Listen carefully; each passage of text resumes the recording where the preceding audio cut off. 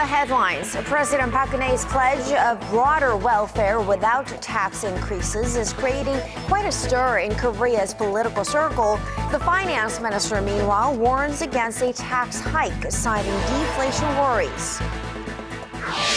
U.S. Secretary of Defense nominee Ashton Carter vows to use all necessary means to defend the U.S. against threats from North Korea. And the outrage against the Islamic State is spreading. Jordan, for one, warns of a, quote, earth-shaking retaliation against the extremist group. Hello and welcome to ARIRANG News. Thanks for tuning in. Live from Seoul, I am Kang Tae-ri. We start tonight's newscast with a political hot potato here in Korea, welfare. The ruling and opposition parties continue to have a heated debate over how to manage the country's welfare programs. One side says fix the tax system, while the other says make the welfare system fit the current amount of tax revenue. Our Lee Ji-yoon has more. More welfare without tax hikes. A promise that once sounded too good to be true is now stirring up debate between the two rival parties. When President Park Geun-hye took office, she promised to expand welfare without increasing taxes by cutting down on unnecessary projects and plugging tax loopholes. However, the recent hike in cigarette prices and revised income tax codes resulted in public criticism that such policies were hurting ordinary salaried workers. Both parties agree that providing more welfare without increasing taxes just won't work, but the two differ on how to fix the problem. The ruling Saenuri Party is calling for a new welfare system that works for Korea. The ruling party's chief policymaker Won Yu-chul says the government needs to reconsider the provision of free school lunches and free childcare programs. He also said instead of increasing taxes, the government should try to provide necessary welfare according to the tax it collects. The party's new floor leader, Yoo Seung-min, however, says increasing taxes is not out of the picture yet, and the party should discuss ways to provide at least some free welfare programs. The main opposition New Politics Alliance for Democracy thinks the problem lies with the tax system itself, not on expanded welfare. The main opposition's floor leader, Woo Young-gun, said Parliament should set up a special committee to revise the current tax system. The party also believes that various tax benefits for the rich and the president's pro-business policies are what's causing the country's widened social polarization and the ballooning household debt. With a little more than a year left until the general elections, the two rival camps are under pressure to find a way to appease an angry public that's criticizing the government for squeezing money out of average wage earners. Lee Ji-yoon, ARIRANG News. Now, with all of the debate about welfare versus taxes, a new report coming out of the OECD may help put things into perspective. Latest data shows that Korea's spending on welfare relative to its GDP is at the bottom of the country surveyed. Our Song Ji-sun has this report. Korea's welfare spending is the lowest in the OECD. The country ranks dead last at 28th out of the 28 OECD countries surveyed last year. The index presents welfare spending as a percentage of GDP, taking into account spending on taxes, pensions, and health and social insurance. Korea's welfare spending was just over 10% of GDP in 2014, less than half of the OECD average. That's just a third of the spending of European countries that top the list. 6 OECD member nations without 2014 data were excluded from the analysis. Separate data from 2013 shows that the tax burden on Koreans was 24% of GDP, which is also well below the OECD average and just around half that of major European countries. Korea's social welfare spending has hovered at the bottom of the OECD for the past 2 decades. The reports indicate that Koreans are paying less for social welfare and are thus receiving fewer welfare benefits than the countries surveyed. Economists say that Koreans need to pay more taxes to ensure they have a strong social safety net, especially with the combination of slowing growth, a low birth rate, and a rapidly aging population that is sure to lean on the welfare system as they grow older. Song Ji-sun, ARIRANG News. And as this debate over more welfare without a tax hike continues to flare, Korea's finance minister looks to be standing firm against raising taxes. He says it will fuel deflationary concerns for the Korean economy. Our Hwang Ji-hye has the details. Now is not the time to talk about a tax hike. That's what Korean Finance Minister Choi Kyung-hwan said on Thursday at the National Assembly. He said raising taxes will lead to shrinking domestic demand under the current economic conditions, stoking concerns over deflation risks. Choi added, however, that if a tax increase was to happen, it could only be through public consensus. The minister is sticking with President Park Geun-hye's campaign pledge to provide more welfare while keeping tax revenues fixed. And to do so, the government pledged Thursday to make its financial structure more efficient by cutting out overlapping welfare programs and raising transparency in local finances. The finance ministry said it will first merge or discard 600 redundant welfare programs. The move to streamline finances looks inevitable as Korea is expected to post a tax deficit for the fourth straight year in 2015.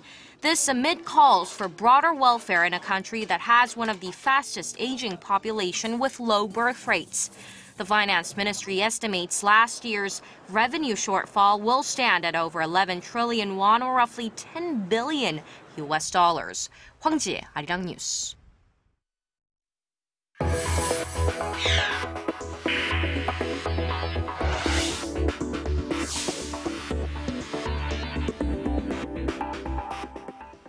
U.S. Secretary of Defense nominee Ashton Carter vows to use all necessary means to defend the U.S. against threats coming from North Korea. This was at his confirmation hearing on Wednesday in Washington.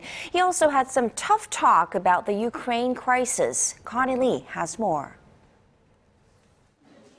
U.S. Defense Secretary nominee Ashton Carter has vowed to use a full range of capabilities to protect the U.S. against North Korea. This includes deploying more ground-based missile interceptors in California and Alaska, regions that could be reached by North Korea's ballistic missiles.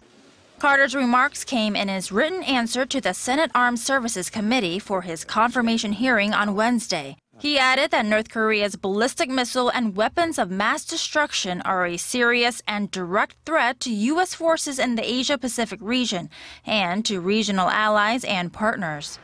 And to further protect against and respond to threats from Pyongyang, Carter said he will build up missile defense capabilities and strengthen relations with South Korea. And besides North Korea, Carter talked about the escalating tensions in Ukraine, saying he is inclined to send lethal weapons to Kiev to help Ukrainian troops fight pro-Russian rebels. I think we need to support the Ukrainians in defending themselves. He also emphasized the importance of pressuring Russia through other means. The economic and political pressure on Russia has to remain the main center of gravity of our effort at pushing back. And the Europeans are critical to that. So European solidarity and NATO solidarity are critical in this regard. Connie Lee, ARIRANG News. Meanwhile, South Korea's chief nuclear envoy says Seoul and Beijing are close to reaching a consensus on North Korea's nuclear program. Wrapping up his two-day trip to Beijing Thursday, Park Geun-hye told reporters that he had productive discussions with his Chinese counterpart Woo Da-wei on ways to restart the stalled six-party nuclear talks aimed at denuclearizing North Korea. Without going into further detail, Park explained that the two sides agreed to work together to prevent North Korea from engaging in, quote, bad behavior, including provocations such as a nuclear test. Now, contrary to North Korea's recent statement that it will no longer talk with the United States, Washington says the door to dialogue is still open. A senior U.S. official also says the regime can change not through a drastic revolution, but through peaceful means. Our Hwang Sung-hee has more.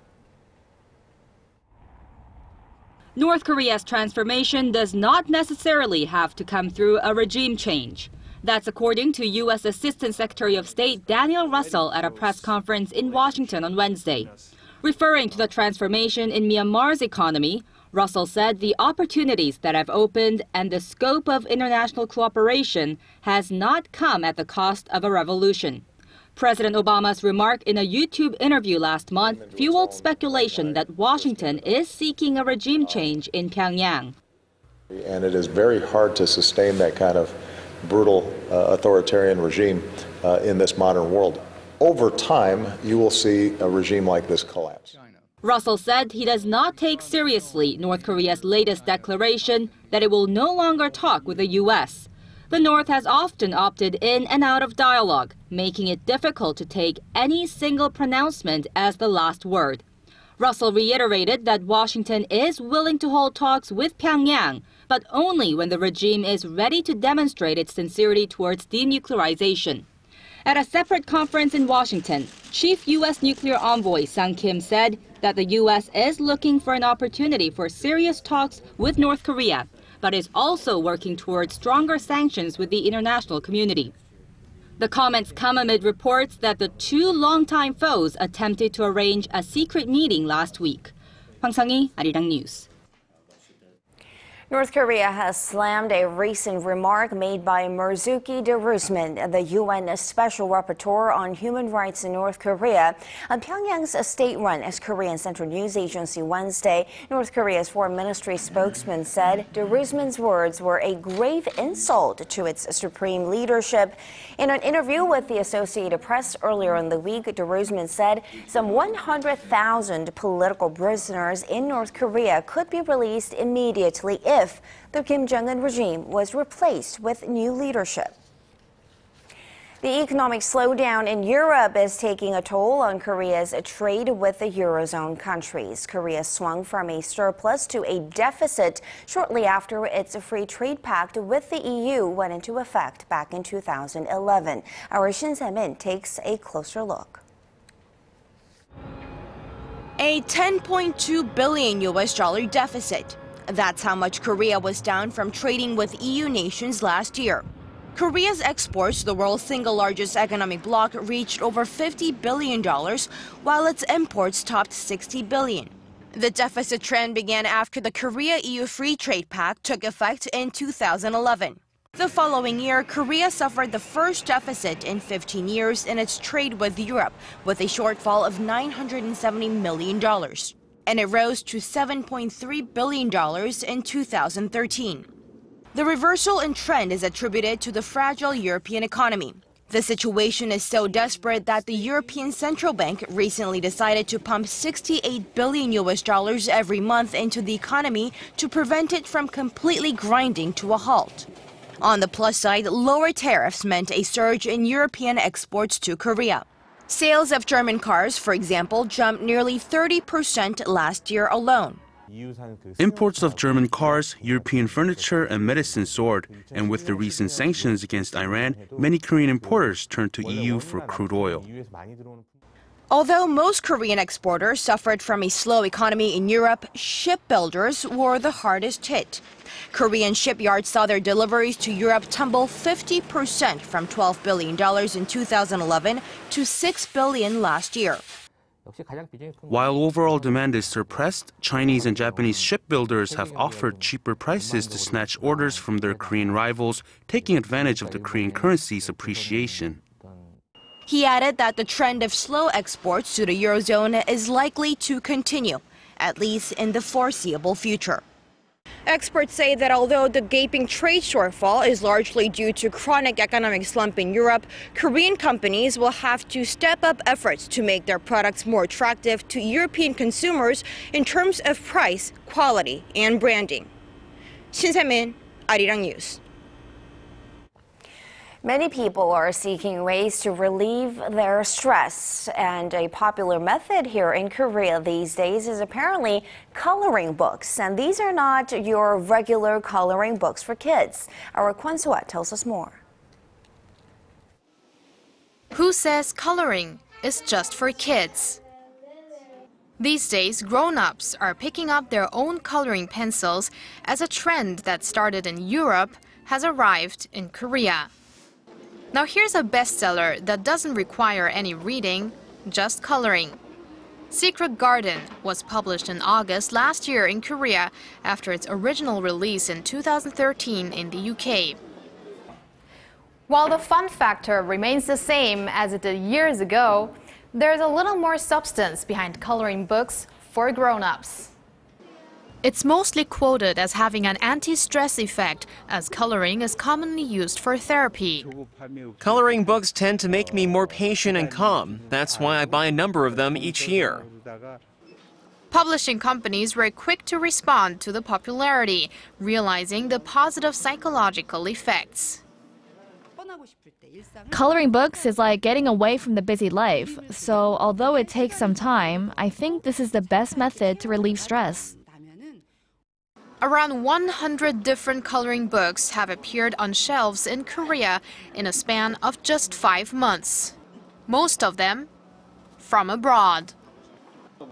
But not this one. Minhwa Coloring Wish Book. It's made by folk art artist Ho Gong-im.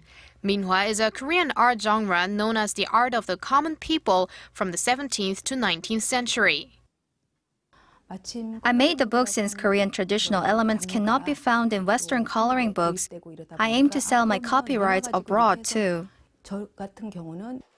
Saw also stresses that her book is unlike other coloring books that have been made through computer graphics, as she drew her illustrations herself with a brush. Despite the high demand, there are limits to the healing effects, as experts say coloring by yourself just satisfies a temporary sense of accomplishment. A book may not replace your therapist, but fans of the new trend say it does add an extra splash of color to their everyday lives. Kwon So-ah, ARIRANG News.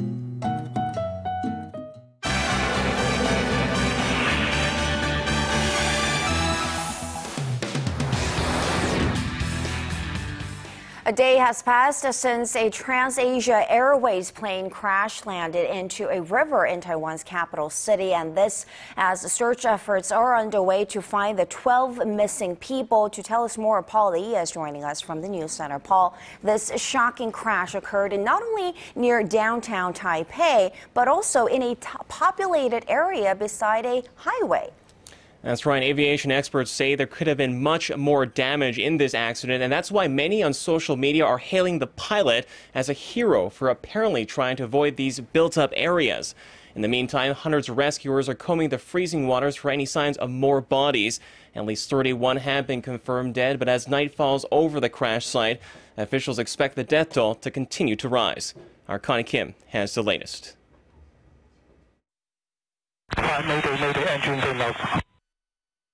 Those are the final words from the pilot in the cockpit before a Trans-Asia Airways plane crashed Wednesday morning.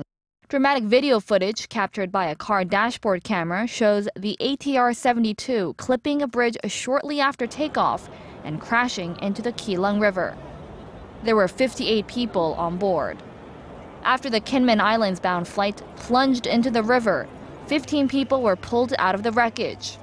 Rescue workers are searching the recovered fuselage and the surrounding waters for the remaining 12 passengers. Most of the passengers on board were Chinese, and China is communicating with Taiwanese officials to provide the latest information to the victims' families. The city of Xianmen, just off the coast of the Kinmen Islands, where the plane was headed, is also gearing up to support the passengers' relatives. As soon as the entry permit is issued, we will fly the family members there. We are hoping to take them over by Thursday morning. Aviation officials said the flight lost contact just minutes after takeoff from Taipei's Songshan Airport, and they're still searching for clues as to what caused the crash. With both of the aircraft's black box flight data recorders retrieved, officials are hoping for more information as to what happened. The crash was the airline's second fatal accident in 7 months, raising questions about the company's safety protocols. Connie Kim, ARIRANG News. And shifting to Jordan now, where outrage against the Islamic State is spreading. The government there is warning of a, quote, earth-shaking retaliation after the horrific killing of its Jordanian Air Force pilot this week. What's to come next? Well, the focus is now on what will follow as Jordan faces tough choices ahead. Though public opinion there has strongly shifted against IS, this shocking video of the pilot being burned to death has many Jordanians second-guessing whether its military should be dragged deeper into the war against IS. However, King Abdullah of Jordan has vowed to push ahead, promising to hit the militants at the heart of their strongholds. Our Kim Min-ji has more. The brutal execution of a Jordanian pilot has united the Middle East in anger and condemnation. Some Muslim clerics, even those with close ties to jihadists, called the murder despicable. Other prominent religious figures demanded that the extremists be put to death, crucified, or have their arms and legs cut off. All this comes after the release of a video showing pilot Muath al-Kasasbeh being burned alive inside a cage. Middle Eastern nations, including Syria and Israel, were also quick to condemn the horrific killing. Iran's foreign ministry denounced the execution as inhumane and un-Islamic, while the Arab League Secretary General said the killing was beyond belief. What we have witnessed about the brutal, savage way of killing Lieutenant Muath al-Kasasbeh is beyond belief. It is a barbaric act which should be condemned by everyone in the world. Jordan has vowed an escalated fight against Islamic State, with King Abdullah pledging to wage a relentless war against the group to protect their faith, values, and human principles. After the video's release, Jordan swiftly hanged 2 Iraqi jihadists on death row, including Sajida al-Rishawi, the woman the militant group had demanded in a prisoner swap. Kim Min-ji, ARIRANG News. And staying with the Islamic State threat now, Japan is joining in this sentiment. It's passed a resolution condemning the militant group as a threat to international security. What exactly is in this resolution? Well, it strongly denounces terrorism as inhumane and despicable. It also clearly says terrorist acts can never be justified. This as Tokyo has pledged to continue providing non-military aid for countries battling against IS. The bipartisan resolution was passed without any opposition in the lower house of parliament Thursday. It also calls on the government to take more measures to assure the safety of Japanese nationals at home and abroad. The move comes after a hostage crisis was ended with the hardline group reportedly beheading 2 Japanese citizens. In regards to the resolution that was just passed and taking into account the meaning of the act itself, the government will take all possible actions to ensure the safety of Japanese citizens both at home and abroad. The Japanese government also promised to increase its humanitarian aid to the Middle East and Africa, while working together with the international community to fight militant groups. And finally, the European Central Bank is playing hardball with Athens ahead of a looming deadline with its creditors. The central bank abruptly announced plans to cancel Greece's access to its direct liquidity lines. What does this mean for Greece? Well, the move kicks in next Wednesday and is being seen by analysts as a big hit for Greece. Bottom line, it's going to force the new anti-austerity government to turn to its own banks for much-needed funds, but at much higher interest rates. This as Greece needs to come out with 10 billion euros for its next debt payment by the end of this month. The ECB decision comes after the group of the central bank chiefs met in Frankfurt on Wednesday. Citing concerns over Greece's ability to make good on its bailout commitments, the central bank disqualified Greek government bonds from being used as collateral for ECB funding. It's simply like having someone on life support. As soon as that life support in terms of the short-term financing offered by the ECB is withdrawn, Greek banks just basically fail. Hours earlier, Greece's finance minister Yanis Varoufakis emerged from a meeting with ECB President Mario Draghi, saying an excellent line of communication was forged. Chetty? All right. Thank you so much, Paul, for those stories. And we will see you again in just about 2 hours.